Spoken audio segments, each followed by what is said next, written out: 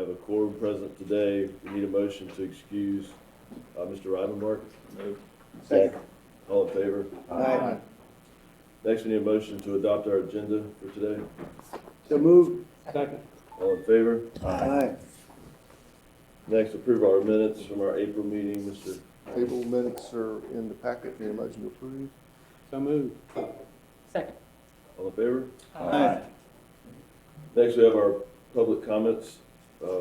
Just a note, the first section, public comments, will be just general comments, and then we'll have a public hearing on the budget. So any We speakers? have nobody for general. Okay. We have a couple people for budget. All right. Next, Mr. McLean, go to the podium for the public hearing and adoption of the FY23 budget.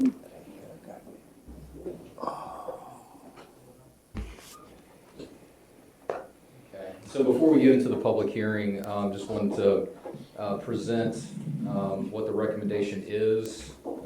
This has gone through finance and they've moved to pass this forward to the full board for adoption. I just wanted to kind of briefly go through, because this is slightly different than what was presented last month. Let me jump to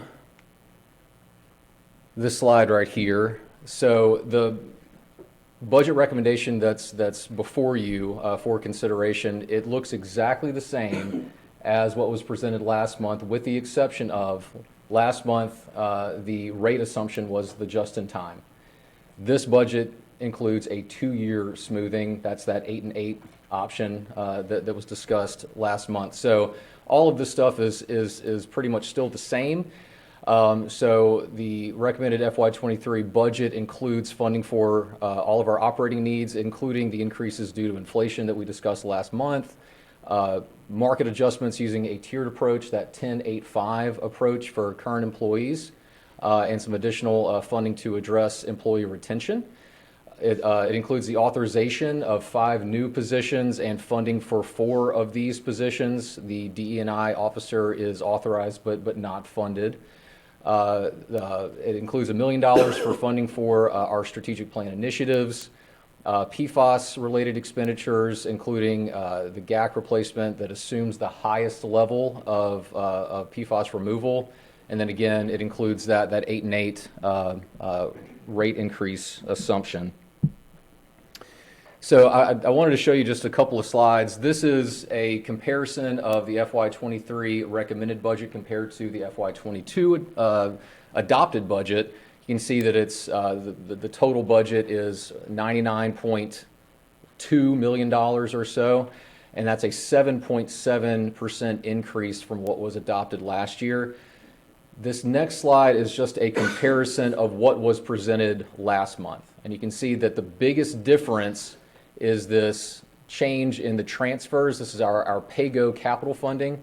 And what we're basically doing is we're reducing that appropriation. And what that means is that we are going to run out of PAYGO appropriations that are funded with rates in the current year, meaning that we're going to dip into fund balance faster, right, than under a scenario where it was $18 million.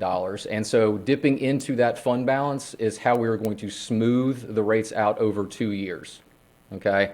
There's also some minor changes here. We got some better information on a software contract. And then we also found in the salaries and benefits line that the vacant cybersecurity administrator position, it was slated to go in at the minimum. Based on our best information, we think that the actual hiring range is going to be significantly higher than that minimum. And so we've made that adjustment here. Are there any questions so far? Okay. I'm going to skip over the budget notes till after the public hearing, so we have a chance to discuss those more. I did want to focus on the rate impact. So these are the individual rate components. So you can see, water fixed and volume, wastewater fixed and volume, and you can see what those percentages are doing. You can see that there's no change to our wastewater rates. But for our water fixed and volume, we're looking at around an 18%. Now, when you blend that together for an average residential customer that consumes 4,100 gallons per month, that results in around an 8.5% increase. I also wanted to give just a few more specifics. So we're talking about an average customer here. We've done some additional analysis, and we found that 98.6% of our residential customers, so we have around 73,000 residential customers, 98.6%, so almost 99% of those customers would see around an 8 or an 8.5% increase. Since we cap sewer at 15,000, okay, that means that customers or those residential customers that consume more than 15,000 gallons, okay, are going to be more exposed to this increase right here. And so what we found is those residential customers that are consuming more than 15,000 gallons will experience a change in their average monthly bill of between 8 and 12%, okay? Now that's 1.4% of our residential customers, about 1,000 customers, okay? And we're considering some special messaging to those customers just to make them aware of that. In terms of our non-residential customers, if they have both water and sewer service, they're going to see an increase of around 8.5%. That's across the board, no matter how much they consume, are going to see around an 8.5%. We do have around 3,000 water-only customers, and they are going to be seeing around an 18% increase, so about 3,000 customers. And we're also considering some special messaging there. And then as far as our sewer-only customers, they're going to be seeing either a flat rate increase, so no rate increase, or actually for those non-residential sewer flat customers, actually a bit of a decrease. Okay, so just wanted to give you that additional info there. So the vast majority of our customers, 96, 97% of our customers or so, are going to be seeing a change in their average monthly bill. Now that excludes trash and stormwater services of around 8.5%. Okay. Any questions there? All right. If there's no questions, I'll invite a motion to start the public hearing. Second. All in favor? Aye.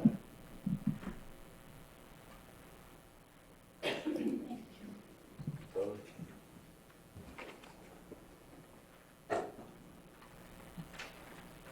Ms. Munch, I'm sorry to mispronounce your name. I'm sure I did. You and everybody else. If you would come up to the front Oh, and okay. state your name, thank you.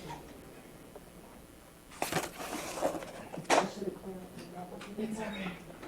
It's not the first time. Good morning, I'm Deirdre Mensch. I'm a resident of Kings Grant, just across the way. I had a couple of questions regarding what exactly the budget looks like when it comes to, I agree that getting PFAS out of the water is very important, and things of that description, but those of us who are basically fighting tooth and nail against inflation, gas prices, et cetera, to stay afloat, how is this gonna, make our lives any easier? How is it going to impact us? Are we going to see more people, leaving this area because they can't afford to live here anymore? I mean, I work for the state. I don't get raises regularly because of that. And, 8.5%, oh, it's only $5, $6. But over time, that's a pretty significant amount of money. And if you're considering doing it over and over again, what does that look like for me as a regular person?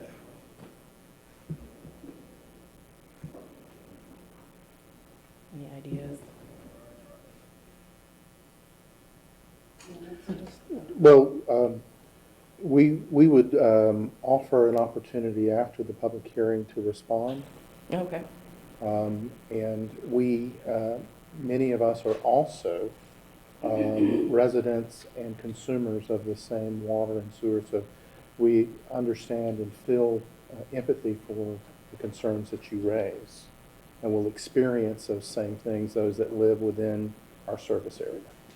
And we can respond more specifically during the question period for the board thereafter. Okay, thank you. Thank Thank you. you. Thank you. Ms. Kramer or Brittany?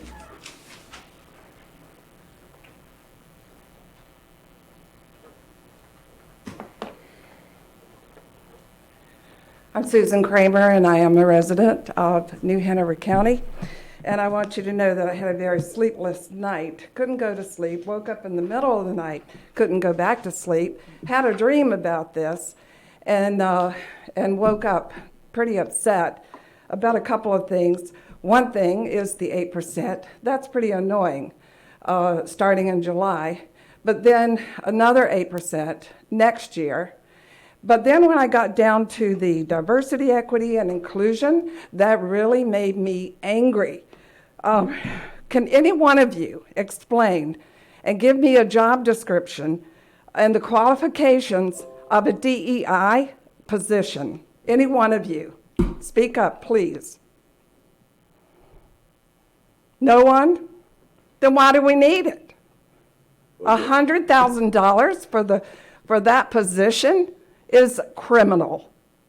And what are the other 4 positions and their salaries? Can anybody tell me? Mr. Barfield, can you tell me?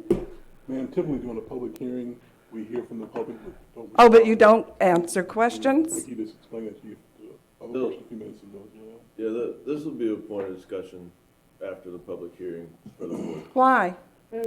Why can't the public hear it? You can't, you just stay and listen to the comments right after this. Okay, well, I would like an application for that $100,000 salary. And I would like to know what the job description is and the qualifications are.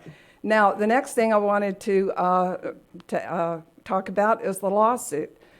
You say that possibly in 2023, it might be settled. Are you, if it is settled to your favor, to our favor, are you going to reduce those rates? Anybody want to answer? We will try to address those in the discussion period after the public hearing. So staff, we're taking notes and we'll try to address those questions in the discussion period. Well, I would like to know that, so I would like an application. Thank you. Thank you. Thank you. Since I'm the black person on the board, I can ask the black question. No more. Okay, with that, And ask him, don't ask the black guy. no more comments, we'll take a motion to close the public hearing. So moved. All in favor? Aye. Mr. McLean? Sure. So this is our opportunity to discuss some of the items that were discussed at meetings in the past and some of the comments that have been raised this morning. Mr. And Walter? John, I'm glad, I've been taking notes and I very much appreciate, we all appreciate the feedback that you have given us. Taking them in order, we are a public enterprise, a public entity funded by ratepayer funds and operated without profit. We have an obligation as a public enterprise under North Carolina law to cover expenses and to avoid insolvency. And we also have an obligation under general utility law to collect monies owed. So we bring forward as staff, and as your executive director, I'm the last person in the room that wants to recommend any rate increase. We recommend exactly what we think is necessary to keep the business operating, knowing that it will have impacts on our community and our customers. Many of our staff are customers. I am myself.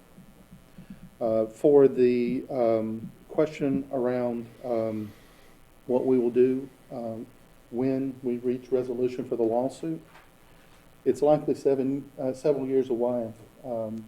We won't have an opportunity to even argue our case until 2023. And we can't predict what the results of that lawsuit might be, including any amount of a monetary award or the structure of any payment. But what we can say is we operate without profit, and we're confident that our customers will be the beneficiaries of that amount of funding when and if we receive some settlement. And our board at that time will decide how it will be applied. Regarding the diversity, equity, and inclusion officer, there's a portfolio of options that are before our board. As the executive director, I would share that I believe that our organization should have a focus on improving our diversity, our equity, and our inclusive culture. How we get there, though, is open for conversation. We actually have two paths before us, and these are the two paths that were explored by our sponsoring agencies, the city and the county. The county chose to fund a position and then work through the process to determine what activities need to be taken. That is an option before this board. The city chose to evaluate it within a strategic plan and a planning process, and then decide what resources were necessary to bring to the table. That is also an option before the board. What staff has softly recommended and is open for conversation is that we authorize a position, but we don't fund it until we know what we're going to define as the intended outcome and how much resources might be necessary to get there. But there's a legitimate debate about how much we invest up front. And we place that information in front of our policymakers to advise us as staff.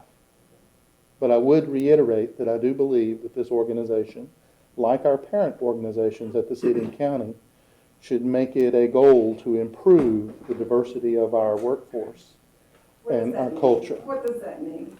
We will What does that mean? we will explore that together, but that's associated with the demographics of our workforce and how much that workforce feels like they're included in both opportunity and decision is my definition.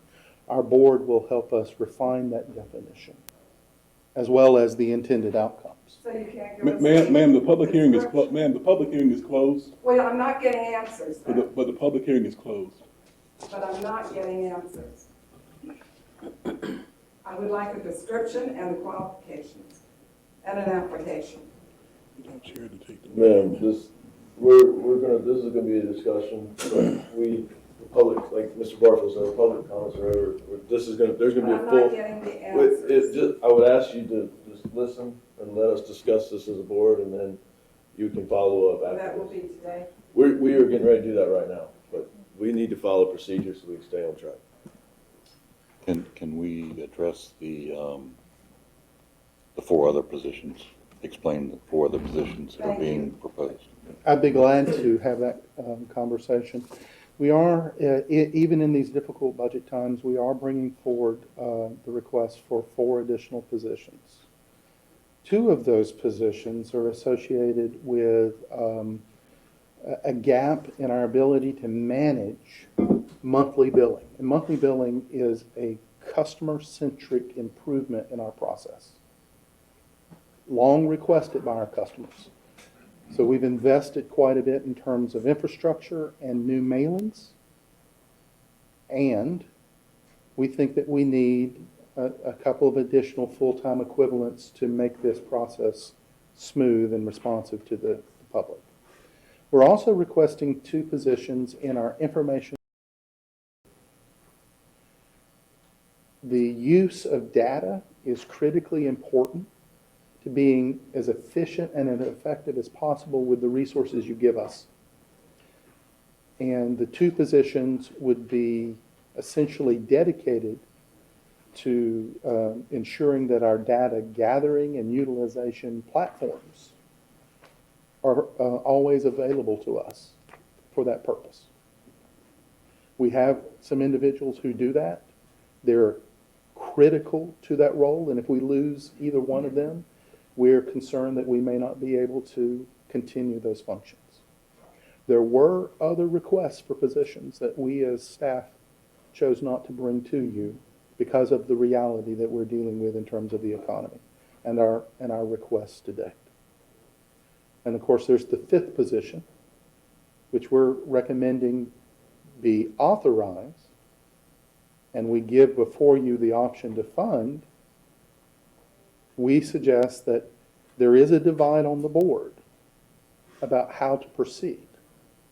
And when there's a divide, our experience is that it's important to have the board study it and reach a conclusion on how much resources to bring to the table. But we will act as you see fit as your staff on this policy issue. And I commit to you as your executive director that we will make progress in the world of diversity, equity, and inclusion as you define it. Chair, I So have to some be- comments. Go ahead. With regards, I mean, I feel like we should just jump right into this DE&I position, and so I'm happy to be the first member to bring that discussion forward, but, Can you hang on one second? yeah, I can. Just to clarify though, so we cannot bring a person on board until, one, the position's authorized, and two, the position's funded. And so within this budget, the DE&I officer is authorized, but it is not funded. So we cannot bring anybody on until we have the conversation and we agree that it's funded. So I think that addresses the concern that we're not going out to hire anybody for $100,000 because we haven't authorized any money for that position. So there's a conversation that we as a board are having about that position, which we'll have next. The other 4 positions have been authorized and funded, and those are the 4 that we are taking forward in the budget. So I hope that addresses the concern or the comment. I'm not in favor of authorizing a DE&I position at this time. I'll kind of go into a couple of reasons why. I realize it was discussed at length at the last meeting. I regret not being able to be here, but I am new to the board and I had some things that were already lined up. The position roughly being funded at $100,000 is roughly twice the average income of our ratepayer. I think that's important to note at a time when we are going to be proposing an increase. And there's quite a few reasons why we're proposing these rate increases, and most of them are valid. But we've got ratepayers coming up saying, hey, listen, I'm getting it from all angles. I think that's important to look at and through a lens of affordability to our overall ratepayers. Because ultimately, that's what we're here to do, is provide quality water and sewer services to our ratepayers at the most affordable rate that we can. That's it. That's our job, as I see it. I may hear some different discussion up here, but that's how I see it. Mostly, we have a well-funded HR department with a 47% proposed increase, I believe, in the line item summary expense that I received for the HR department this year. Surely we have some qualified folks in HR who can ensure that we are vetting our candidates and bringing in the most qualified candidates regardless of race, religion, creed, sex, anything. Bring in the best people we can at every single position. 47% increase for our HR department, I think, is worth noting that we could probably task them with looking at this. So I will not vote to adopt a budget that authorizes a position, even if it's not funded, because we know that it ultimately will be funded.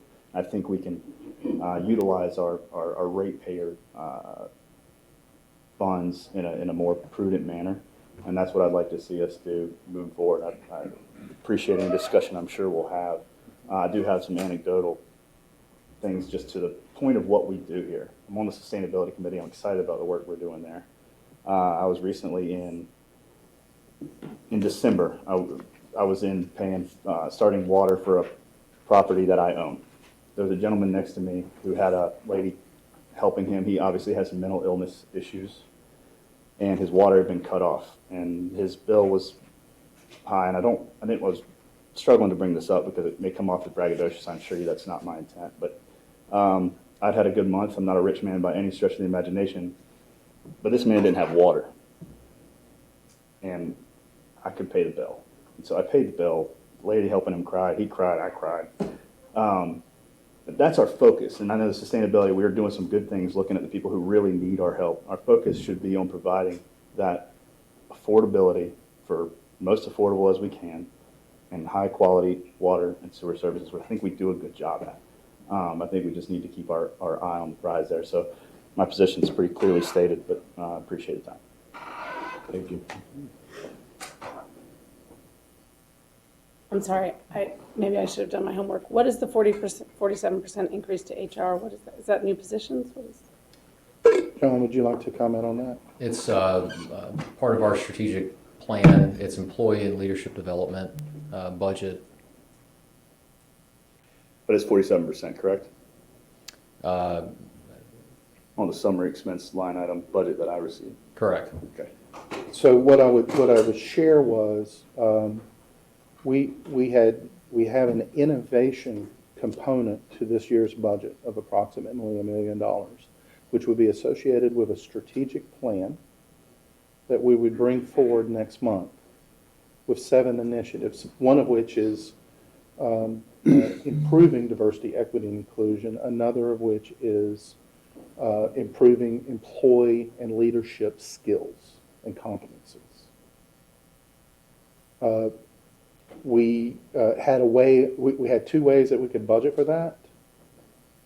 And initially, we proposed to subdivide that within individual budgets. What the direction we got from the finance chair was to pull that out and have that in a reserve. And you have probably gotten, or you're referring back to an earlier copy of the budget where we had allocated that on assumption that the strategic plan would be adopted and the funds would need to be there. But what is because this is the one I asked for yesterday and received. So is it, if it's not 47% increase year over year, what is it? I think that's important to know. I think you're probably just looking at the salary increases. I mean, you're probably looking at, without that strategic initiative budget there, you're probably looking at a 4 or 5% increase with that removed out. And our apology for that, not making that correction clear. But there was roughly $1 million for initiatives across the board to be more efficient, more effective. And ultimately, we hope that investment will mean lower rate increases in the coming year, including next year. Yeah, I think the point still is that we have a well-funded and qualified HR department that I think can look at these initiatives and ensure that we're bringing in the best people regardless.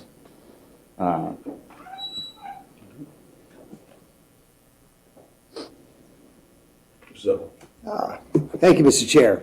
I'd like to kind of address a couple of different issues. One, of course, is this, the focus is being put on the 8% or 8.5%, increase. I know that we know as a board, because we've been living with it for the past, 3 years now, I guess, with our new GAC system, and that the vast majority of this increase is because we have been investing into it and taking our ratepayers, we have not included our ratepayers' money, but as an organization, we have been building this GAC system at a cost of about $45 million. The idea being, and that I fully supported, and I think everybody here on the board did, is that we didn't want to go to the ratepayers until we had the thing finished so that we could be able to produce clean drinking water, which I'm delighted to say the spigot will be turned on in June 6th, which I know will take another month and a half to 2 months to find for the water to filter through.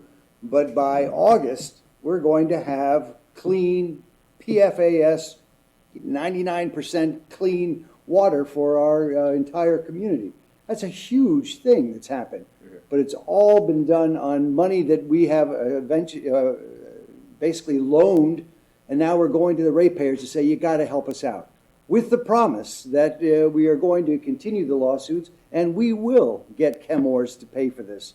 Because on top of this is not just the facility itself, we're going to be running on a $3 to $5 million per year operational cost going forward. So we're going to go after them for that as well. How successful we'll be, we don't know yet.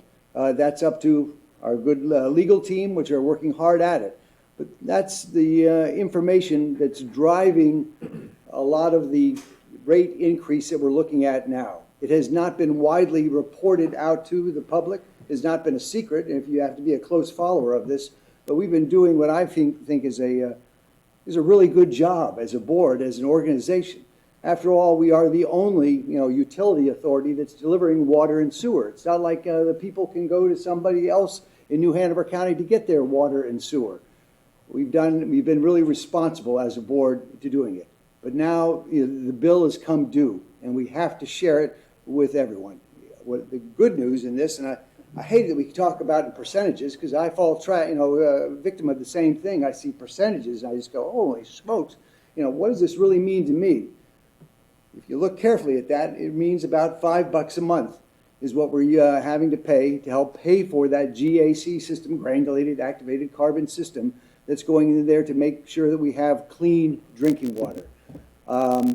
I recognize the comments that were made today that $5 may not mean the same thing to me or the people at this table as it does to a lot of people who are out there.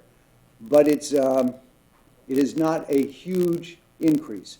And especially when we take a look at our other peer counties or peer authorities and take a look and see what they pay, we actually are at the reasonable to lower end of that, which I know doesn't mean a hill of beans if you're standing there in the grocery store trying to figure out what it is that you can afford to buy. But I still think that we've done our best to kind of hold that number down. On the DEI level, I know that we had information. Ken, you shared with us before about overall our employee base, 300. If you could share with the entire board and the public that's here, how many employees we have and what our, the minority, workforce looks like, percentage-wise. So we shared some demographic information in the HR committee. And I'm referencing that demographic information, which is a snapshot. We have 330 authorized positions. The snapshot at the time, we had 306 of those positions filled. Our overall demographics in terms of race are 72% Caucasian or white, 25% African American, 1% Native American, 2% Hispanic, 0% Asian, and Native American. The New Hanover County demographics are 82% Caucasian or white, 13.4% African American, 1.6% Asian, 5.8% Hispanic. From the standpoint of gender, our organization's 71% male, 29% female. The New Hanover demographics are 48% male, 52% female. So from just an organizational snapshot, we are representative of our racial demographics, but not necessarily our gender demographics. But if you look at where those positions are placed within the organization, our upper reaches of our organization are imbalanced and don't represent the New Hanover County demographics that we serve. So what we share with you as staff is we see that there's a gap. And what we need is guidance from you as our policymakers about what to do regarding that gap. And I've talked to each of you individually, and there seems to be a consensus to develop a plan to change the face of the organization over time. There's just a divide on how to get there. So our staff suggestion has been, since there is a divide, it warrants extensive study in the committee structure so that we could create a consensus that we could bring forward and then implement. Ken, I thank you for that review. The only word I would change in there is the word change. I think that we can improve what we've already done as an organization by the hiring there, that we can improve. And I've been vocal, I think, in many of the committees. I think almost everybody has heard me speak on this, but I just want to say it one more time, that over the past 20 months at New Hanover County, when we hired our DEI person there, Linda Thompson's done a wonderful job. But what we've seen there is that we simply didn't know what we didn't know. And it has, the work that's been done by giving voice to a number of our minority and female employees as well, has allowed them to begin the process of rising up within our own organization to make New Hanover County stronger, to make all of our departments better. It has improved at all levels. And the illustration I've used is that what I call the outer ring, which is where often our support people, in the department sit, is all of a sudden at the county meetings, we're beginning to see a more diverse population of the outer ring at meetings, which to me says that people are being empowered within our departments to be able to move up. It's a subtle thing, but I know it has made us stronger. So I think the only disagreement we have here is the speed with which we go. I believe as an organization we are ready to move ahead, and having a dedicated person who could sit at the top level, management level, so that we can begin these conversations within our different departments to allow those employees that have the leadership skills that they can add to our organization to make us stronger. I think we're ready for that. But I know there's disagreement among my fellow board members, and that's why we're having this discussion. And I know there's another subtle hybrid, I'll call it, in there, Ken, that you and I have talked about, which is bringing a new dedicated person on who would work within the training as well as have responsibilities within DEI. Could you fill that concept out for us? Yes, I'd refer back to the budget notes. Mm-hmm. And within the budget notes, we shared that, thank you. We shared that in a study process, we would look at several alternatives. We would first bring in experts from outside of our organization to advise us on definitions and what other, our sponsor agencies in particular, are doing in this realm. And then using one or more established frameworks, we would establish a definition for diversity, for equity and inclusion, and then we'd look at our organization through that definition. And then we would measure the gap and discuss together what resources we should bring to close that gap and how quickly to close it. And some of those options that are on the table that are part of that budget note include a full-time officer position whose salary and benefits would be at $100,000. Another option would be a position within HR who is dedicated to training development with a focus on forwarding diversity, equity, and inclusion with those tools.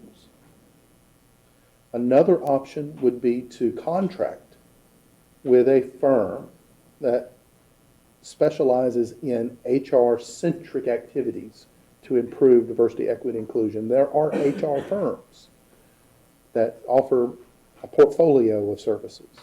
And then the fourth option is to rededicate existing staff resources for this purpose. So if they're dedicated to one activity, reduce their time on that activity and move them to a new one. Those are the options. And which option we land on would be determined as part of this study. And as our policymakers, we would assume that you would reach a consensus as part of this study. Point of clarification. So option 2 that utilizes an HR, is that bringing in a new HR employee or that's under the HR director? Yes. Option 4 is utilizing existing HR staff. Yes. The point I'd add to that, and Luke, you kind of put your finger on one of the troubling aspects there. Again, from the experience that I've seen, in our own organization, that having somebody who has the management level approval, basically, somebody who could sit next to Ken, that the other employees within our organization can look at and see that they've got their back, essentially, all the way up to the upper levels.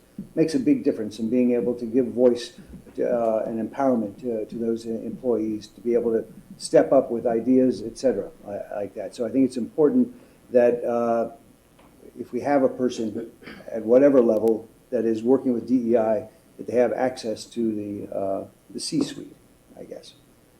There's one other comment I just want to make, and then I promise I will shut up and and go on. I think it informs me when I look at our own organization. You don't have to go back very far, 20 years, maybe less, that this table, we didn't even see any women at it. The closest that women would get would be, delivering a message or be able to sit around the outer ring. We've come a long way in there. We can't imagine having any kind of board of substance in New Hanover County now without fully engaging women and minorities. In my mind, this is not a huge leap. It is simply identifying, as Ken has beautifully done, that we have a chance to make these kind of improvements. That's it. Thank you, Mr. Chair. Mr. Briggs? Yeah, as far as the DE&I position and the makeup of this organization, this company, this authority, and I'll have to refer back to what Rob said. Until it's established, you don't know. And I think as an organization, we just don't know how bad we need DE&I. I've watched the county and the position that they gave the DE&I person at the county, Linda Thompson, and then recently the city jumped on the same bandwagon and hired Joe Conway as a DE&I officer because it is necessary. It is absolutely necessary. And I think what you'll find out after that person is identified and we do find some funding for it, it's going to be some jaw-dropping experience about what's going on out there that our employees are doing that make the water run. Yes, we are obligated to bring people clean water, but the method in which we do it is in question.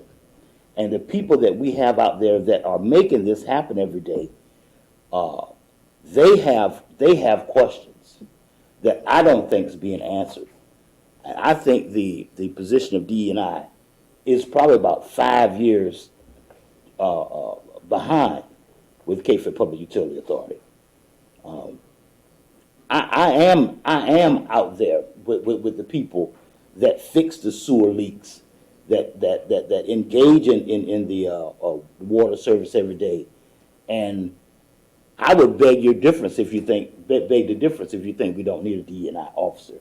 How soon we need it is another question. How it's going to be funded is another question. But I think we're behind the 8 ball with diversity and inclusion within Cape Fear Public Utility Authority. Mr. Chairman? Yeah. So when difficult questions like this come up, I think it's important to go back to first principles, which is sort of where I go. There's a reason. There is not a Fortune 500 company in this country that does not have a DE&I commitment. They're putting real money behind it. On the one hand, it's an ethical issue. Racism is a thing. In the reality-based world, we know racism is a problem. But the flip side is corporations don't do things out of goodwill. There's tons of data that shows that when you have a commitment to DE&I, the organization runs better and profits go up. And there's a ton of data behind that. Now, as a government entity, we're going to be a little behind the 8 ball, but we look at the private sector and we learn from the private sector. So if we fund a position that makes our organization smoother and more efficient, that is inherently good for our ratepayers because it means we're running a leaner organization.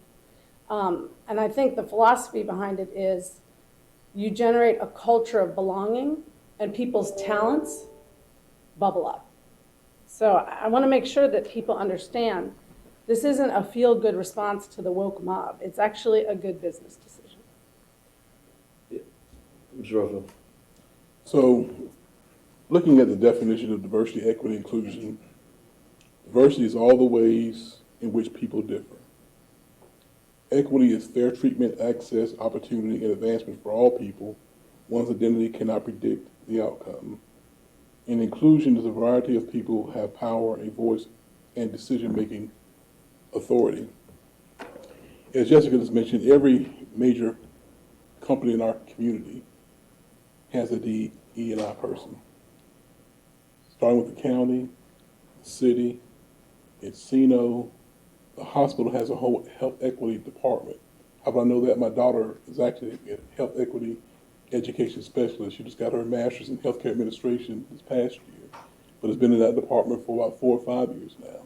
And the hospital has been leading in that effort to educate internally, but also externally about health equity, recognizing that when folks walk into the hospital, some people get a little different treatment based on what they look like.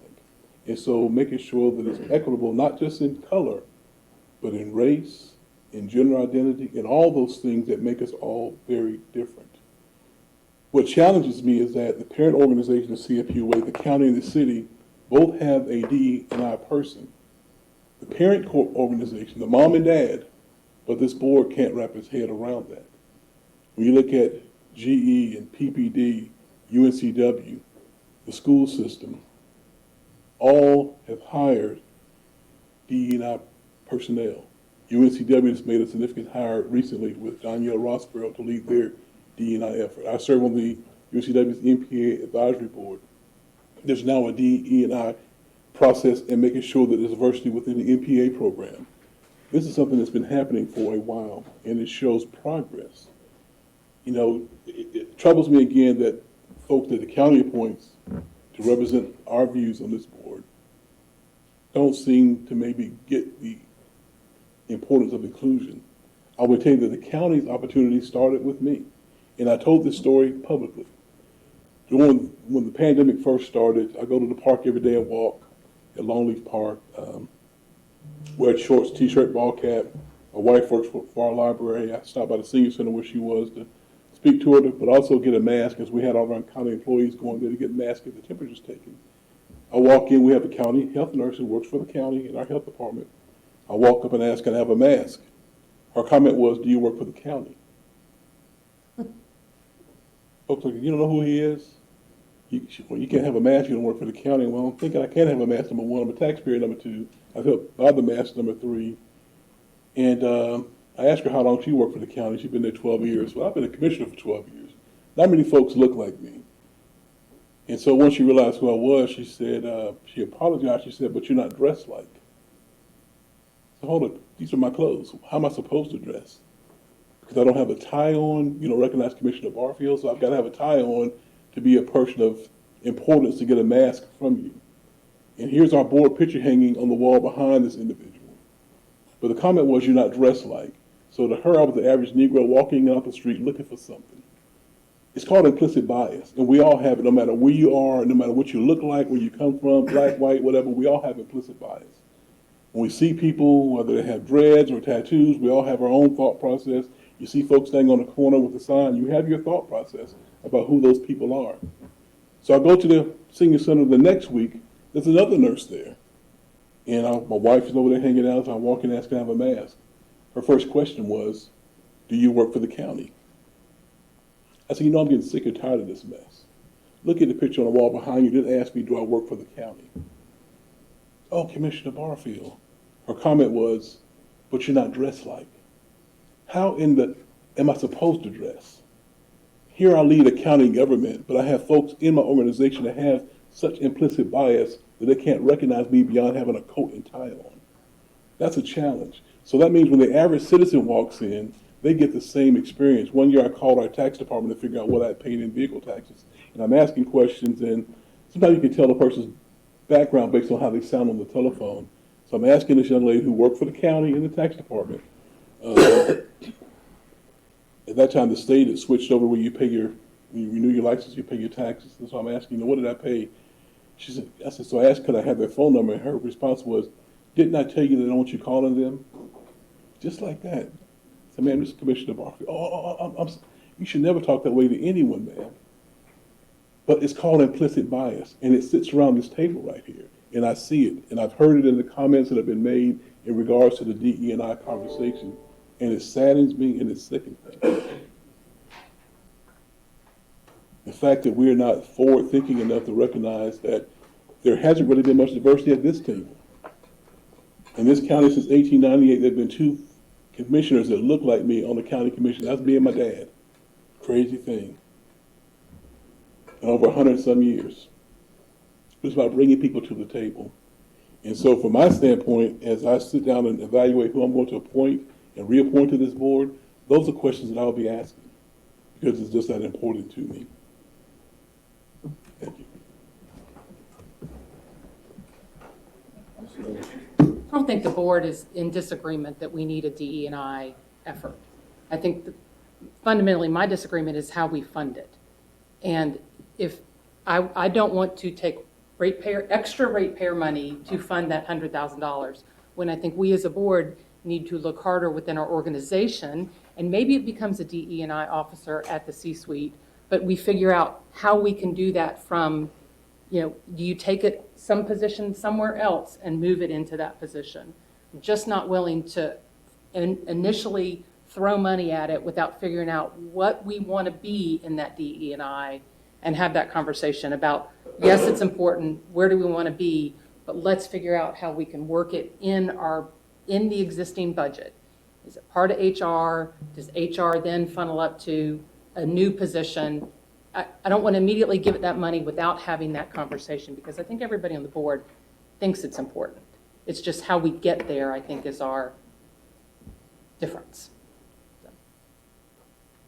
Well, and I'm not going to go into my long speech I did in Finance Committee, but I mean, I think and Rob and I've had these conversations, but it's how do we get there? And like the position itself kind of feels like we're not doing anything, but Ken and the staff bringing all this training into the budget, to me, is like really the best opportunity we have to get there.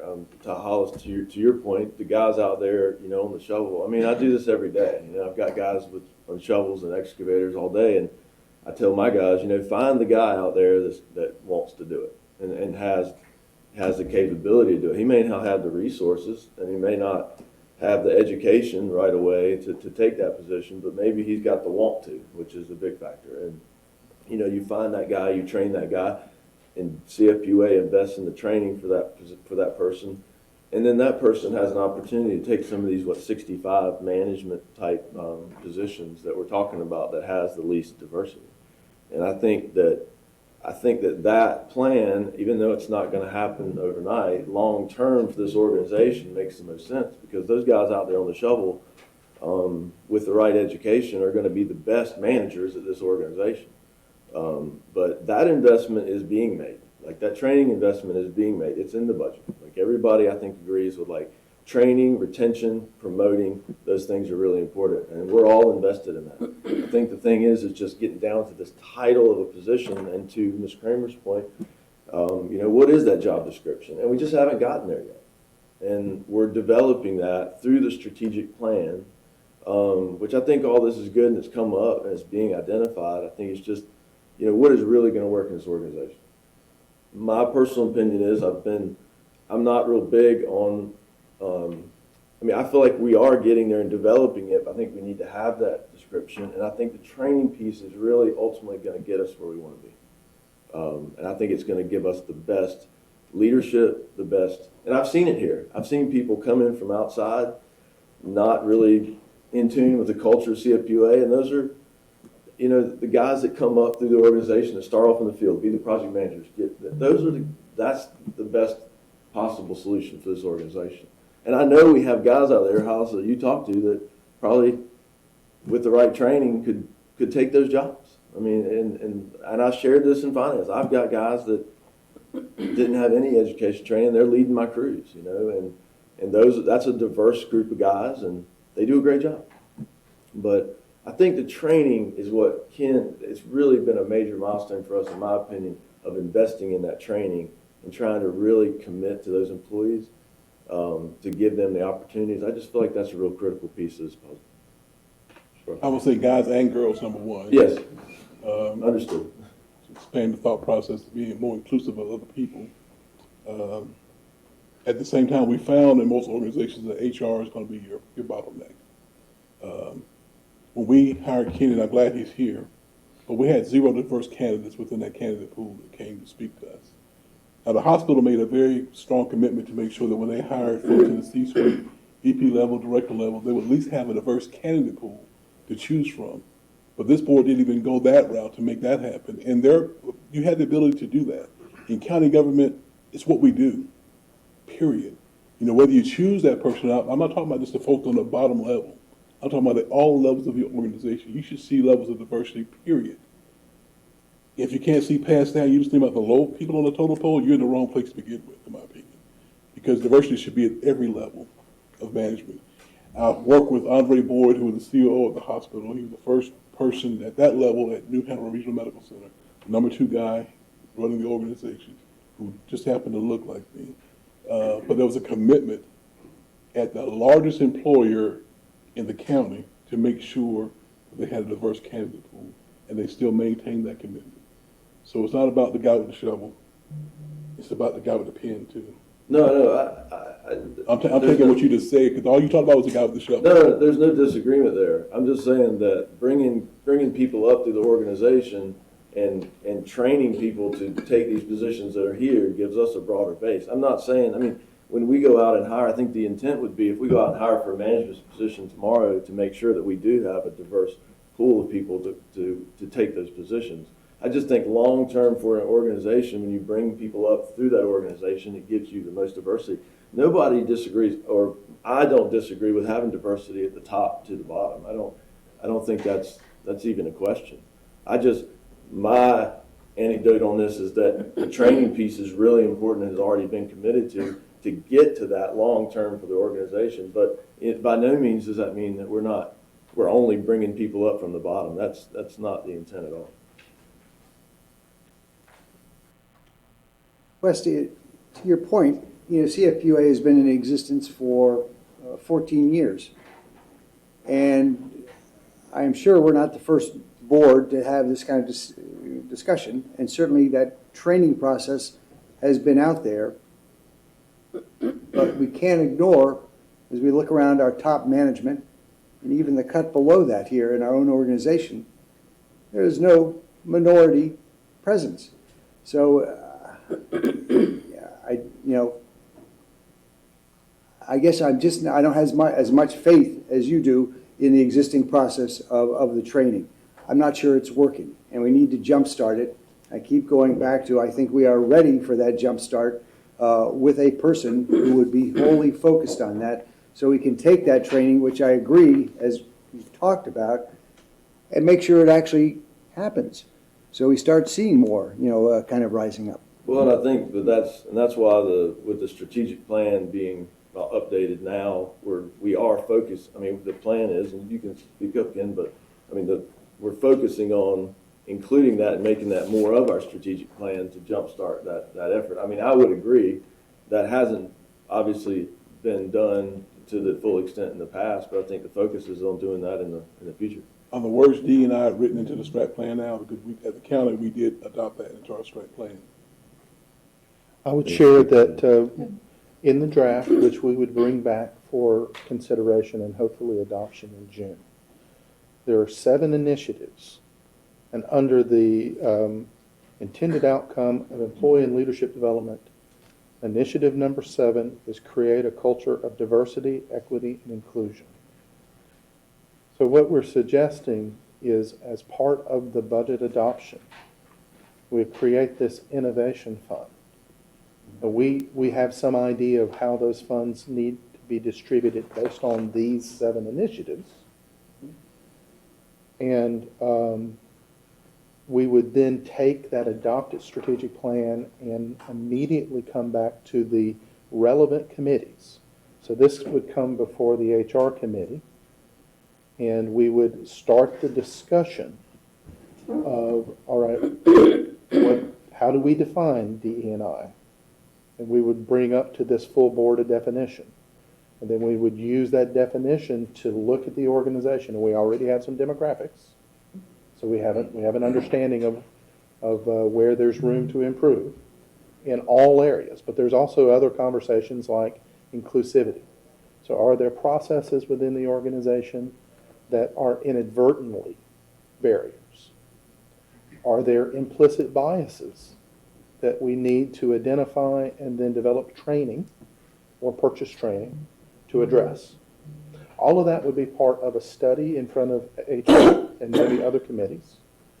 And a recommendation would come up from that committee on how to address the gap. And that could include a fully funded position either in HR or reporting to me, or it could include a reallocation of existing resources to be determined based on that study. As staff, when we have a divide like this, but what we think we hear is a uniform desire to address the issue, we propose something of a middle ground to try to bring the policymakers together around a solution. One thing I can tell you is that the person can't be in HR. They've got to answer to you. And what we found in county government is that, again, if HR is your bottleneck and they're the ones that's the screening mechanism to hire employees, you got to have the ability to speak truth to power, so to speak. And you can't do that to your boss in some cases. So it's got to be that person that's in charge. In our case, that person answers to our county manager, not to HR. You have my commitment upon adoption of the strategic plan, if you so do that in June. I would encourage you to place those initiatives within my personal evaluation cycle. And I will do the same for my staff. And then we will come to the appropriate committee with each of these initiatives, including this one. And we will begin the work of moving the needle toward the intended outcome. And as a member of the HR committee, the members will have an opportunity to shape the recommendation that comes to the full board. And I know that we noted that it could take as long as 12 months. You have my commitment to get it in before then, as quickly as we can deliberately do the work and this board and the committees can reach a conclusion.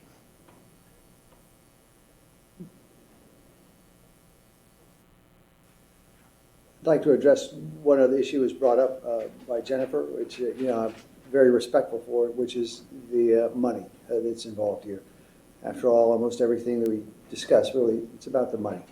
I believe this organization does have the money. It's a matter of the priority of setting it. I know that we have the money to be able to make this happen. It's really making a policy or a priority of this board to make it happen. I just want to, Within our existing pot of money.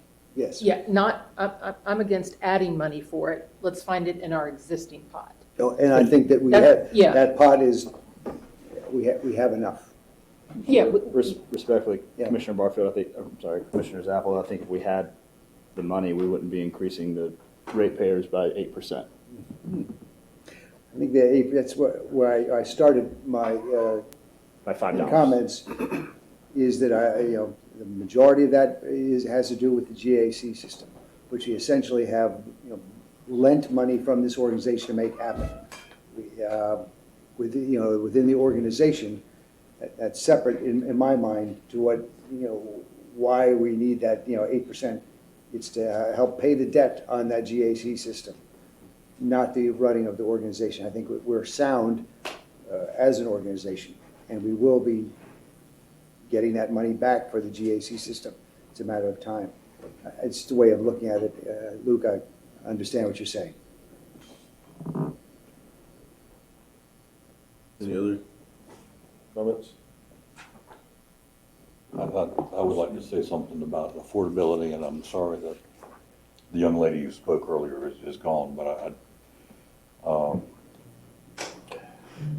we have had PFAS thrust upon us.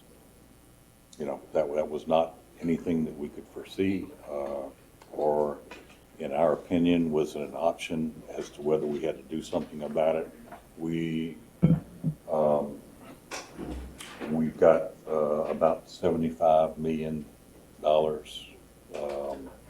spent or committed to spending on that PFAS issue. And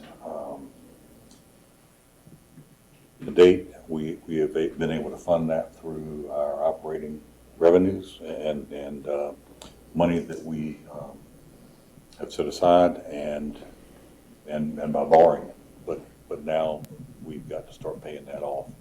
And so that is a significant part of, 70%?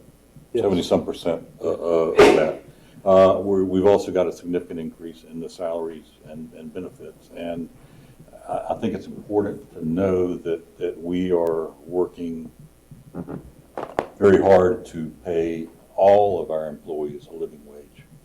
And that was one of the questions I had when we had our discussions privately on the budget, is are we making progress toward getting everybody a living wage, top to bottom? And we are. If we're not quite there, we're very close. And so I think that's important because having a living wage allows you to participate in the economy. You can buy a house, you can buy your food, you can pay your taxes, you can pay your water bill. It's important for everybody, and the more of our population that has that opportunity and that living wage, the better off we all are.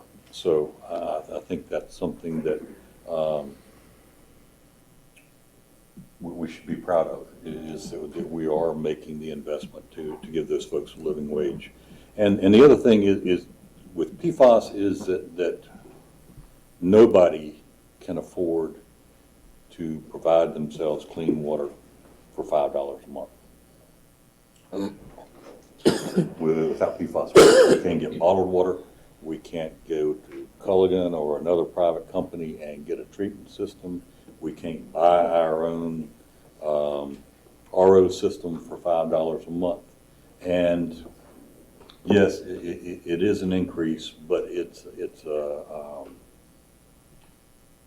an extremely cost-effective increase. You know, nobody, we couldn't do this. And everybody in New Hanover County, every ratepayer, they deserve to have clean water. And you know, we can only do that by doing it utility-wide. We can't leave it to everybody to you know, provide their own treatment. And so I regret that we have to increase it, but at the same time, I'm very proud that we were able to confront this and do it for only $5 a month. I think that's pretty significant, is that we've been able to get this very quickly, and we've been able to get it economically, and we've been able to get it for every customer across the board. So, yes, I regret the increase, but at the same time, I don't. I think it's much needed, and it's a value to the community at large. Thanks, sir. Any comments, or you want to go on with your presentation, John? That's Oh, yeah. presentation. I mean, at this time, I mean, Is there the anything? board could make a motion to adopt Okay. the budget as is, if they feel that it's appropriate. Would the question, Chair, and maybe for Ken, if we were to make a motion to adopt the budget, that would include,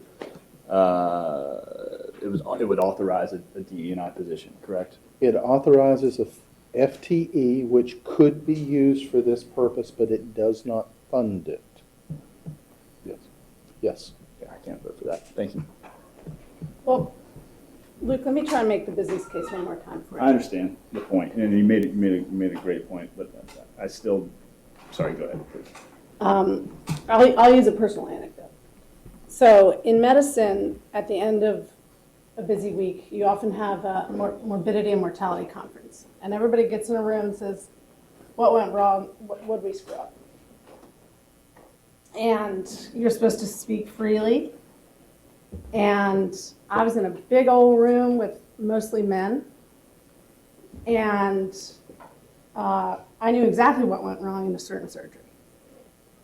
And it was really intimidating to talk about it because I was in a room full of men and I was a pretty junior person.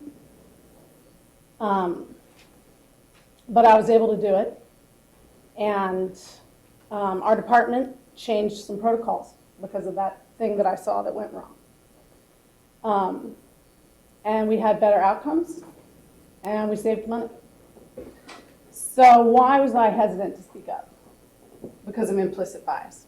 Because I felt like, as a woman, as a young woman, in a room full of men,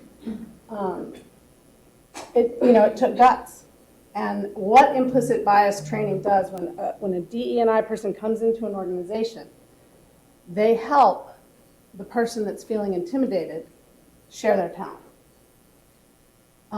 And the data is pretty clear, and that's the reason the Fortune 500 companies do it, because they take their folks that are already there, and it's about retention, it's about recruitment, but it's also about empowering the people that are already there, that feel intimidated to share their talents and their ideas. And so that's why it's a good business decision to do it. And we should pull up the data that shows that. We should be able to share that to help make the business case for why this would be a good investment for our firm. And I don't think we've done that yet. We're a little bit cart horse right now. But I just feel like that's the reason to do it. Setting aside the ethical reasons. Let's just look at the hardcore business case. So anyway. Okay, thank you. I understand that many people on this board may think that my stance on this is because of some implicit bias. I assure you. No, I think it's not. I think it's a business decision. And I would also note, Commissioner Barfield, that I still get patted down when I'm walking into council meetings, and I have a suit and tie on. They don't recognize me. My picture's not even on the walls. So I feel you there. But I think we have, recommended $100,000 a year at $5 increase. That's 20,000 ratepayers.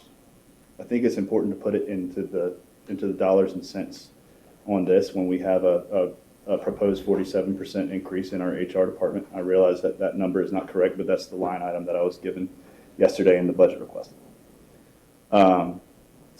My argument would be to utilize the ratepayer funds in the most prudent manner possible, allocating resources within the HR department that are already existing to make sure we're bringing the best, highest qualified candidates to every position throughout the authority. I think that's a reasonable request, and I cannot vote to adopt a budget that's going to just have a $100,000 salary position. That's twice the average income in this area. The people who are struggling to pay their water bill now. So that's my position. You and I are both realtors. The Real Estate Commission actually is advertising and hiring a DEI person right now.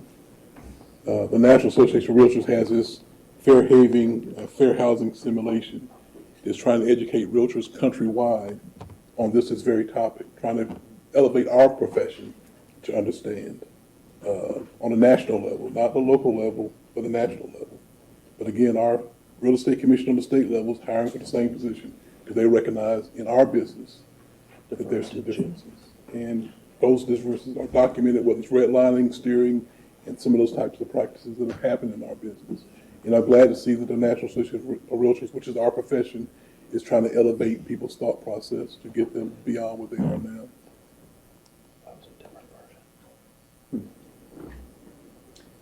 Mr. Chair, I'm wondering, I have not heard a single word around the table here, objections to the overall budget with this one item, the DEI. Is there a way to peel this off and vote for the budget overall so that Ken can have the ability to be able to move us forward in there and continue consideration of the DEI portion of this? I don't know if the two are, can we decouple this one issue? It's, overall, it's a minor point, although it's important, but financially it's minor. Yes, you could do that. I would say we need a motion to continue discussion of the DEI position and take it out of the budget as of now, and then adopt your budget. So, Sorry. I think we have a motion and a second. I mean, Yes, got it. yeah. All in favor? So, wait, what's the motion again? Can we just clarify exactly what we're? We're just We're voting? we're voting. Decoupling the DEI So from. we're taking budget. the Authorization. approval for the authorization for the position, but the budget stays the same because it was not funded. So it's I- just the one head count comes Right. out. Right. For further discussion, For further discussion. it's not eliminating it, it's just for further discussion. So that we can continue this robust discussion, which I think is terrific, by the way. But so that our organization can get the cue from this board, let's move ahead, we're doing a good job. But the motion is actually to approve the budget. No, first, you got two motions. One, to take the position out of discussion with the budget, and to continue discussion later. And that's the motion on the table. Then you'll have a second motion to approve the budget. We can finish the discussion on the budget and let John finish his presentation after we. I'm done. Oh, all right. So we have, The motion is to continue discussion of the DE&I position and to take it out of the budget for now, Taking the authorization for the position out of the budget. for now. But continue discussion. But continue discussion of it, to continue discussion of it. Something you can support? No. I'm just curious. I would support the budget as it's presented, with Ken continuing down the road of working on this. Because you're not putting any money to it, what difference does it make? It's just semantics. Either we're gonna do it, or either we're about it or we're not. so the first motion, Mr. Briggs? Are we still in discussion? Yes. Okay, so,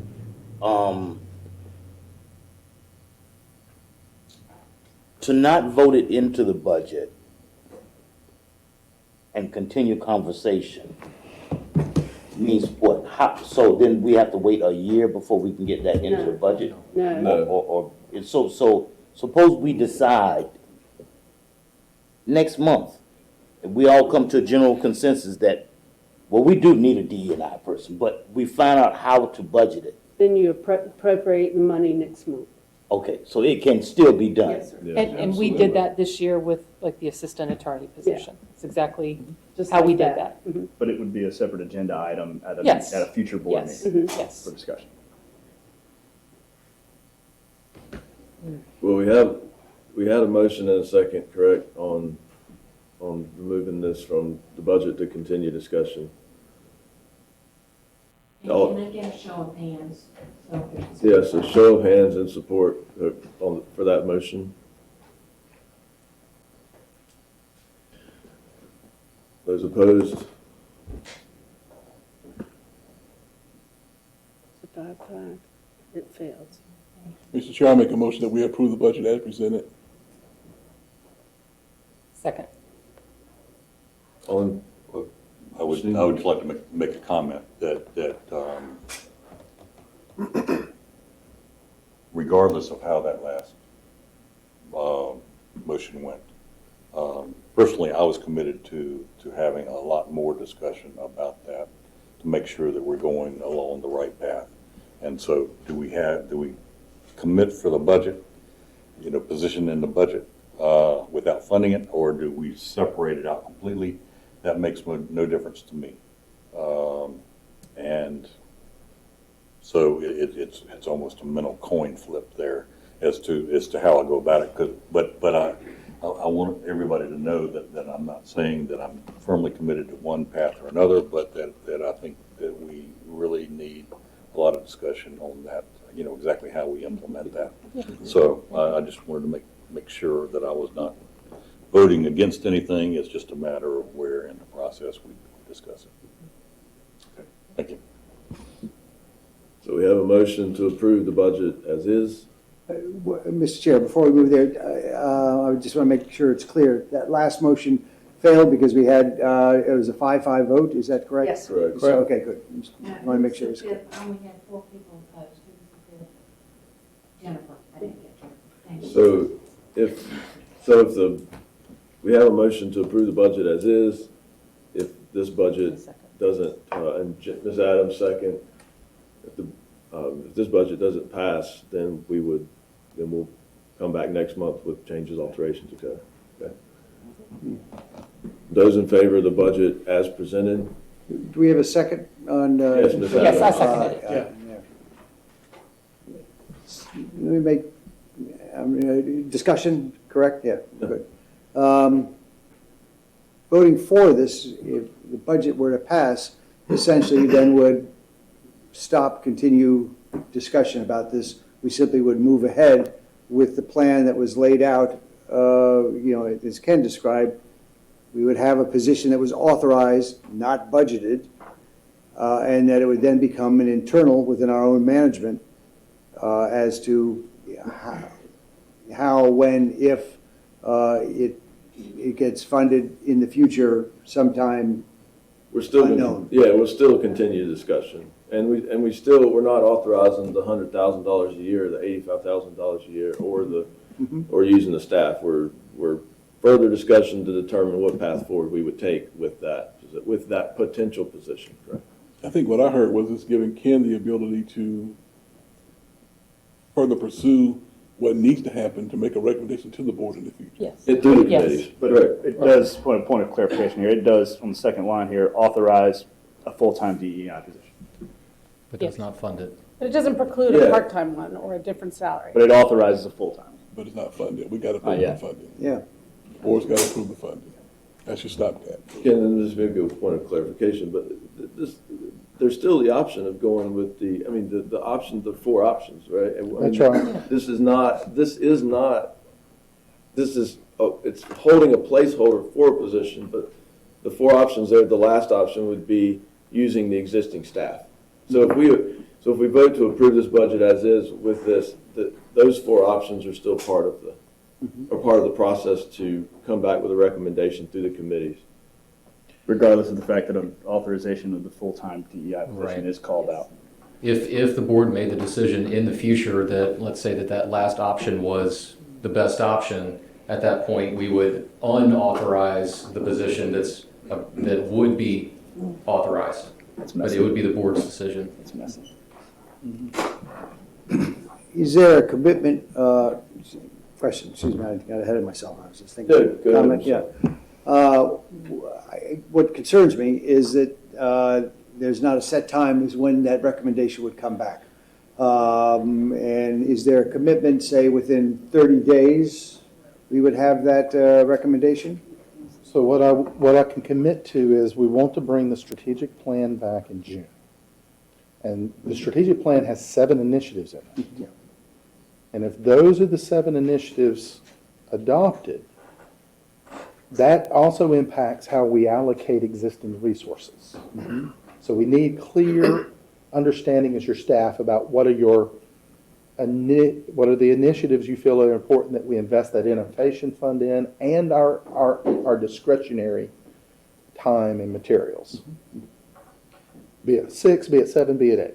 Once those 7 are adopted, you have my commitment that we will have continuous committee meetings on this initiative and any other that the board directs us to begin immediately until we can bring forward a recommendation through the committee.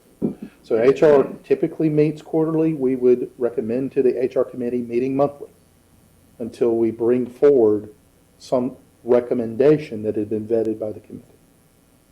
You have my commitment and staff's commitment that starting July, the month of July, we would be meeting every month if the chair of that committee agreed to try to work through this conversation, as well as any other initiative that is in your strategic plan that you adopt. I would point out, though, that reallocating existing internal resources, those 7 initiatives will be competing with each other for those existing resources. That's why we have the innovation budget. which committee do you see this falling under? Yes, Sorry, I didn't- all of them. Oh, so we're talking about a committee meeting per day, starting July 1st? That was a joke, sorry. Put it on your calendar.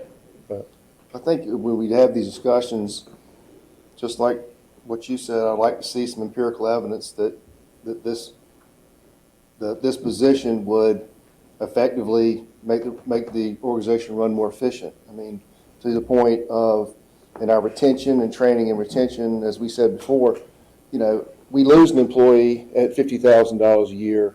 We hire one back, it's 50,000 plus 50%. If somebody could put numbers to this position, it would make a vote a whole lot easier. To Luke's point. So, you know, and that's just me coming from, I'm a non-politician, a businessman. If we can put numbers, pen to the paper, and show empirical evidence that this makes an organization run smoother and more efficiently and eventually saves money, then I like to see that as part of this discussion. And we'll need as your staff time to develop that data, to bring in outside resources to advise. That's why we're suggesting as kind of this soft recommendation within the budget that's part of your motion, this process to get us there. I think I could commit the county's person, I'm sure the city could as well, of helping. Yes. You already have resources. You don't have to recreate the wheel and go outside and spend resources when you've got two government entities that already have those folks that could come in and advise your staff and this committee on what road to go down. Then you got great resources at the hospital as well. I mean, there are resources in this community that can help you. And that's, So Commissioner Buffer, that would be not authorizing a position, but utilizing city and county existing positions to. My motion was to accept the budget as presented, having the position in there but not funded, and then let him have the ability to go and do his job and make a recommendation to us. We decide we need to fund it, and we'll do that. If not, we won't do that. But I think keeping all options on the table, and there are 4 options, if I'm not mistaken, that you look at. To reinforce Commissioner Barfield's thought, I'm sorry, Hollis, I didn't mean to No, jump go in. ahead, go ahead. Is that we could consider bringing Ms. Thompson in to present to one or all these committees. I'm sure that we can find Sam, I don't want to commit Joe Conway or Linda beforehand, but I think we reach out, they'd be more than happy to sit down and help educate this board as to the positive potentials of a DEI director. Mr. Chairman, I definitely agree with that because I'm going to go back to the statement that Rob made earlier. We don't know what we don't know. And that's one way to find out is to get an outside advisor, somebody that has already done the job, and they can help us put pen to paper. Because I promise you, this organization will run a whole lot leaner and a whole lot meaner if we can address that elephant in the room.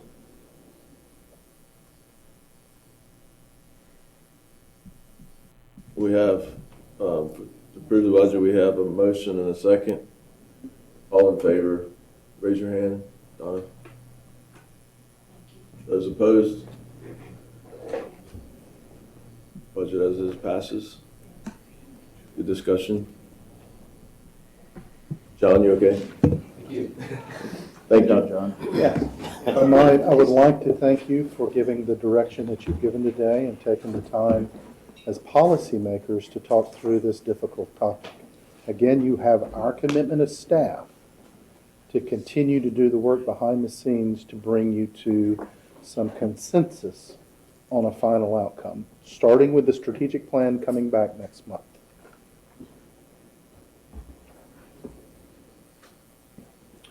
All right, we'll move forward with our agenda.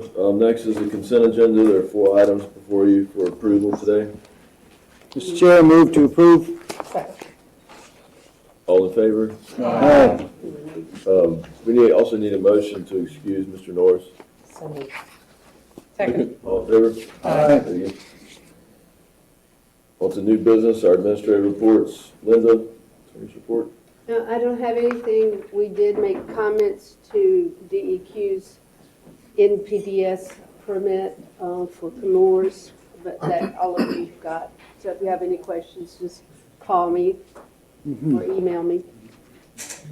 All right, Mr. Waldrop? Yeah, Mr. Chair, Yes, sir. I'm sorry, I'd just like to add on to Linda's report there that there are some significant changes the DEQ has brought forward to us in their meeting with us, having to do with the increased, wait a minute, Ken, are you going to talk about this? I can. Yeah, okay, I great. can. So what I would summarize by saying is we continue to have a significant partnership with the Department of Environmental Quality and its secretary. In her second visit, she brought a number of staff individuals. She and her staff reported that they had independently confirmed through testing sufficient groundwater and deeper aquifer groundwater contamination, not only in New Hanover County, but in Brunswick County and in Pender County. And from that data, she had directed Chemours to provide notice to 11,000 well owners potentially impacted within a half-mile radius of the Cape Fear River, and a future notification of over 50,000 individuals who are well owners within our service area and the service areas of Brunswick County Utilities and Pender County Utilities and some of the smaller communities in Brunswick County. So that's a significant achievement from where we started in September. And I would like to note again how important it was for the county and the city. Our partner and parent organizations both expressed the importance to the new secretary of taking some action. Both the city manager and the county manager deserve credit for moving that forward, as well as both boards. And the secretary listened to that feedback and has acted appropriately. Long way of saying that there's a major shift in DEQ's thinking about private well contamination, which also can lead to potential aquifer contamination by PFAS, and holding Chemours responsible for it. That has been talked about and kind of rumored for a long time. We now have a specific action being brought forward by our DEQ and Secretary Beiser. This is in this long journey we've taken, this is a major step forward for us. I just wanted to put that spotlight on it. We would note that we have your key indicators report, environmental report, and safety report available for review, and staff stands ready to respond to any questions. Mr. Chair. Yes, Rizzo. Sorry, I'd just like to draw the board's attention to and any comments from Ken on the days cash on hand, page 54 of our report. We've seen this continue to climb. We're now at 127 days above our stated goal, our target goal of 250 days. Now 377 days, or that's 51% above our target. Could you comment on it, or John, or whoever's appropriate? I'll be glad. As previously noted, that we have seen approximately $22 million above our target reserves. That's reflected in days cash on hand in the adoption of your budget that offers rate smoothing. We will be dipping into those reserves to fund capital projects next year because we'll have less available from immediate collections for that purpose. So our models predict, and we staff believe, that we will be depleting those reserves back to your standard, and you'll see your days cash on hand drop accordingly. Don, would you like to, do you have any further comment? Well, just understand that dipping into fund balance to smooth, it's going to be made up a little bit through borrowing, a little bit next year that we're going to recover that is part of that forecasted 8% next year. But yeah, I mean, why we're seeing this buildup is the slowing in our capital projects. We're looking at construction delays, material delays. So our spend is just slower overall. We are projecting, through our 10-year model, that all of what's budgeted and what's going to be budgeted in the future is going to result in that fund balance number coming down and down and down and down. So we are fully planning to utilize that excess, but it's just going to take some time. And yeah, you'll see. I mean, this is kind of an unprecedented market that we're seeing just in terms of those delays. And I'm sorry to interrupt, and we will consider that when we make a budget recommendation for any rate increase next year. So that will be certainly part of the calculus. Every year it is. It's part of the calculus every year. Thank you for that explanation. Just wanted to assure the public or anyone that's listening or looking at these documents that we are going to get that money spent in these days of rate increases. It's important to note that we recognize that we have this money. It's just a matter of timing at this point. And I know that we're going to make those models into reality and get that money back out on the street. Thank you. As I heard Vaughn on the news last night say that we're not in the business of making a profit. So I heard that loud and clear. My wife and I were looking at each other when we heard that on the news. So is it possible, if the stars are lined up, that maybe we won't have to raise the rates to 8% next year? It's possible. Is that possible? Yes, it is. I mean, possible. just for the people, for our residents that's listening to this meeting, we are proposing right now to do an 8 and then another 8. So the second part of this proposal could lessen.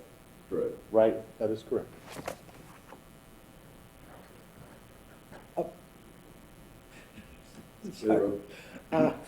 With another committee I sit on, the Lower Cape Fear program, there's a notification today of a spike in ammonia coming out that they pegged to our Southside wastewater treatment plant. I know it's kind of an aging infrastructure, and I don't know if it's appropriate here, but it's kind of fits in the key indicators there. Is there anybody who can speak to that? Is that something that is, or maybe Carl, is that something that's come across our radar at this point? Or is this just a one-off, or any thoughts? I have not seen that information. I know, looking at the key indicator report, we are within our normal ranges and limits of all the parameters, and also of our discharge permit. But I'll be happy to find out. You know what, I'll put you down. I know our data kind of goes back to March, and what we were hearing, it was just yesterday it came out in Dr. Mallon's report at that meeting I was at. I'll make sure you get that. Just hope we're not seeing some kind of subtle failure down there at the south side as we move forward aggressively to making the repairs that we need to do or upgrading that. That's all, I promise, no more. And I have no further report. Thank you, hope.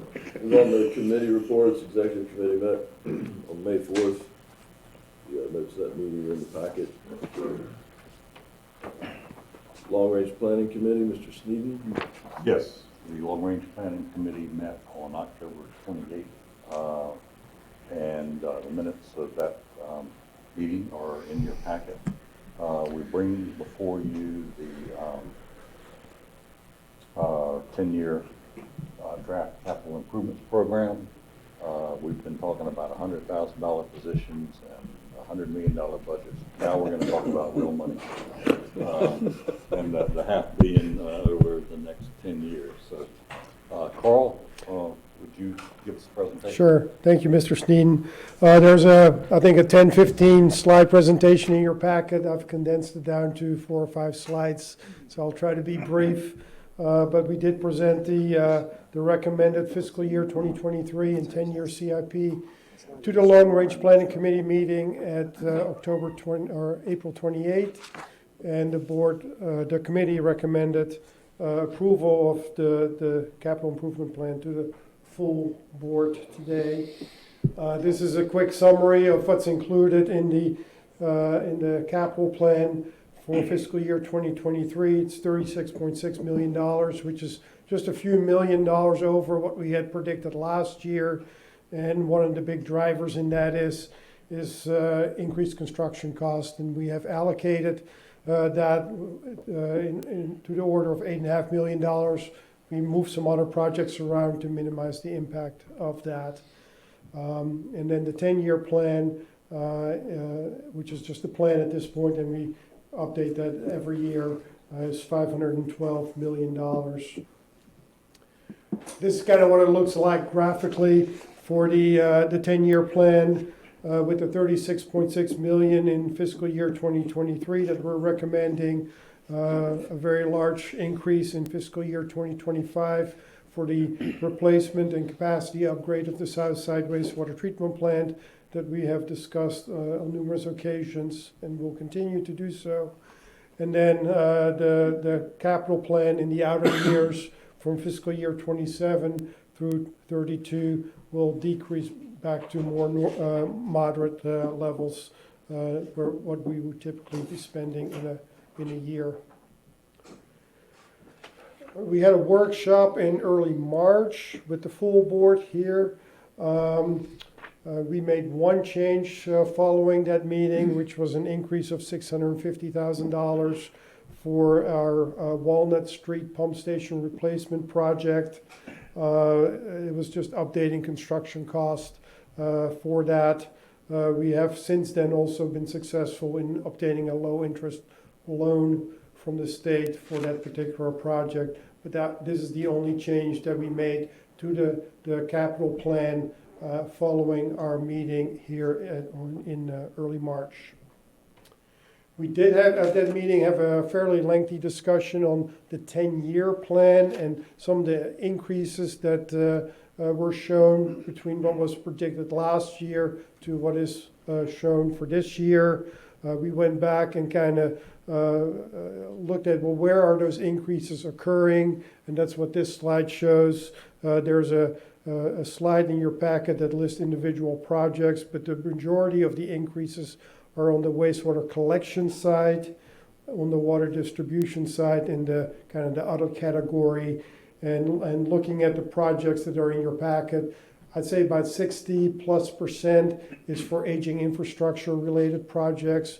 About 20% is for capacity increases, and it was a fairly significant $50 million initiative for some of these septic tank to sewer conversion projects, for which we have applied for a grant, but still have to budget for.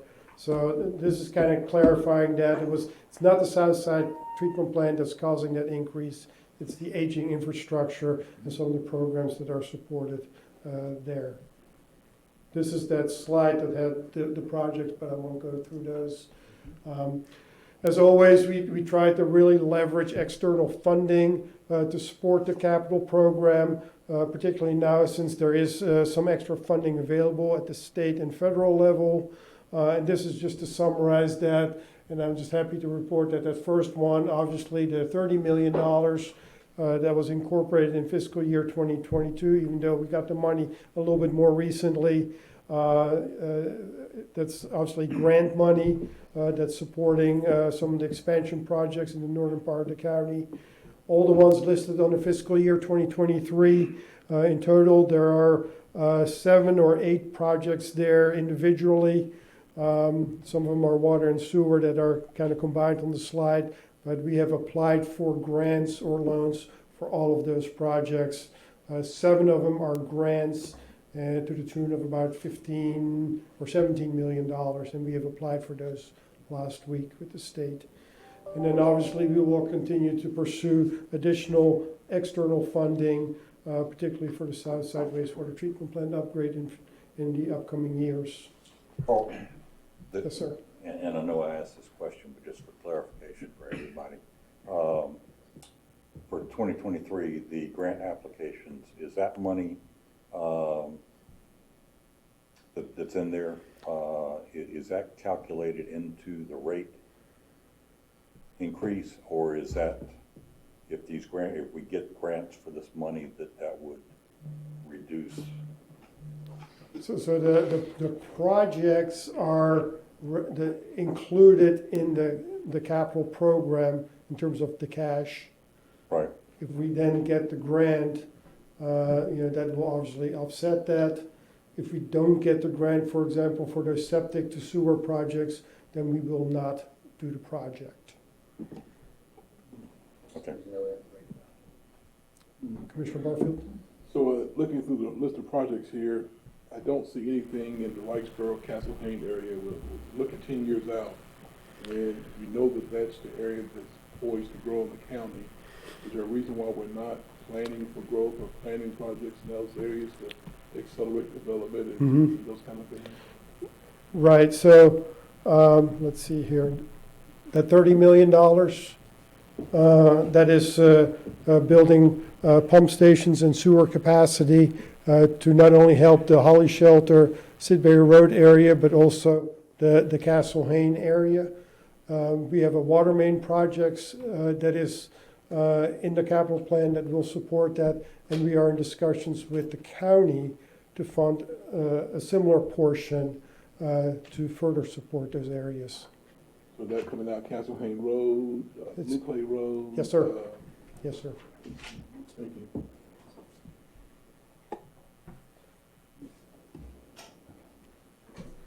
Question? Yeah. Carl, do we have I know we've got a breakdown in different kinds of projects and areas. Have we ever done I guess a geographic map that shows where we're putting our resources throughout the entire system? So that as a visual showing which parts, it's kind of going off of what Commissioner Barfield was just saying, that our investments over a 10-year period or even over the 1-year period, where geographically throughout New Hanover County we're making those improvements. We do that, Commissioner Zappel, for all the discrete projects that we have.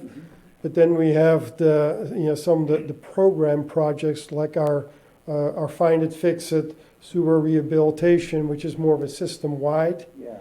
Or you could even argue an upgrade to the Sweeney plant serves, obviously, a very large system, or the Southside plant supports both areas in the city and areas in the county. So, we do it for the discrete projects, but it runs a little bit awry with some of our programs and larger projects that support system-wide activities. We can talk there. I'd love to see even the discrete projects, knowing full well that these larger ones can have an overlay that affects the entire system. Yep. But it'd be interesting to see where we're putting, millions of dollars within our community. We'll be happy to bring that to long-range planning. Oh, great. Thanks. That's what Do we have a level of certainty on these grant applications that we're comfortable with? Well, it is a competitive process. I think we've put in some very strong applications, and particularly the merger study with the town of Wrightsville Beach. There obviously will be other merger studies, but I think there's quite a bit of money available, so I think there's a good likelihood there. And for the septic to sewer projects, that is 4 projects because it has a water component as well. The criteria that we're eligible for a grant is because it has to be in an underserved area based on criteria DEQ has set. So based on income and and things like that, and those projects qualify for that. Great. So I think they have a better than average likelihood of success. And then would these, if awarded, is that 100% of the project cost? Those grants would be 100% the project cost, including the fees to connect. Yeah. Great, that's great. Let's start praying. And then with regards to the low interest loan applications, those are all but certain. No, they're competitive, As well. but there is, through the federal funding, there's, obviously a lot of money available, and I think typically we score fairly well on those. Thank you. If I might add to that, we've been talking to the state, the Division of Water Infrastructure, as recently as last Friday. And the division shared with us that the traditional barriers to some grant and loan funding for disadvantaged communities will be modified so we can apply for future projects that are in census tract and other identified areas within our community that would qualify, even if the entire community doesn't qualify. So there are significant opportunities both in this grant cycle and future grant cycles, but there are only opportunities. We can't say with any certainty how fortunate we'll be. Sure. It is a topic of conversation whenever we talk to the state. I'm sure.